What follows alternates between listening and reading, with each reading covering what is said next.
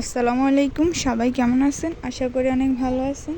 আজকে আমি দেশি মুরগির মাংস রান্না করব, তাই এর মধ্যে দিয়ে দিলাম তেলের মধ্যে গোটা গরম মশলা দিলাম, তেজপাতা, লং, এলাচি, দারচিনি এগুলো দিয়ে পেঁয়াজ কুচি দিয়ে একটু ভালো করে ভেজে নিচ্ছি। ভালো করে ভেজে নেওয়ার পর দিয়ে দেব আদা রসুন বাটা।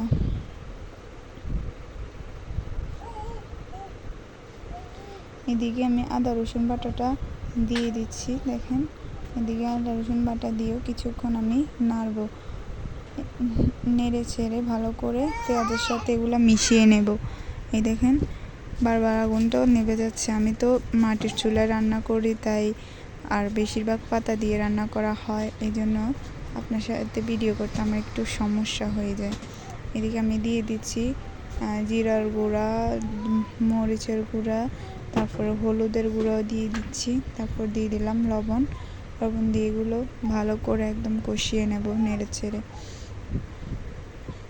ভালো করে কষিয়ে নেওয়ার পর দিয়ে দিব একটু পানিটা দিয়ে কিছুক্ষণ ঢেকে রেখে দিব বলক আসার জন্য এবং তেল উঠে আসা পর্যন্ত।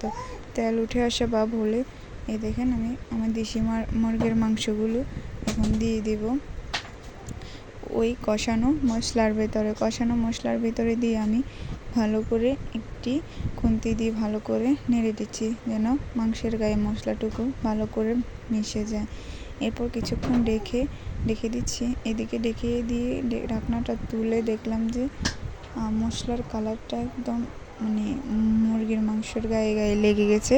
তারপর দিয়ে দিব আমি ভালো করে একটু নেড়ে ছেড়ে দিয়ে দিব আবার ঢাকনা উঠিয়ে আরও কিছুক্ষণ পর ঢাকনাটা উঠিয়ে দেখলাম যে মশলাগুলো একদম শুকিয়ে আসছে। এদিকে আমি ভালো করে আরও কিছুক্ষণ নেড়ে দিয়ে দেবো ঝোলের জন্য কিছুটা পানি। দেখেন, আমি ঝোলের জন্য পানি দিয়ে দিছি। পানি দিয়ে আরও ভালো করে মিশিয়ে নেব। ঝোলের জন্য পানি দিয়ে এগুলো ভালো করে নেড়ে ছেড়ে দিচ্ছি। ঢাকনা দিয়ে কিছুক্ষণের জন্য ঢাকা দিয়ে রাখবো।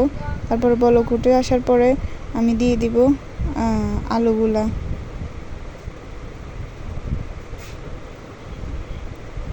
এই দেখেন, আমি আলুগুলা দিয়ে দিচ্ছি। মুরগির মাংসের সাথে আলু দিলে আলু খেতে আমার কাছে খুব ভালো লাগে, তাই আমি মুরগির মাংসের ভিতরে আলু দিয়ে দিচ্ছি। কিছুটা আলু কেটে ধুয়ে দিয়ে দিলাম। এখন আরও কিছুক্ষণের জন্য ঢাকনা দিয়ে রান্না করে নেব। আর এই দেখেন, আমার রান্নার ফাইনাল লুক কেমন হয়েছে কমেন্টে জানাবেন। মাংসগুলো খেতে কিন্তু বেশ ভালো হয়েছে। Tata, bye bye.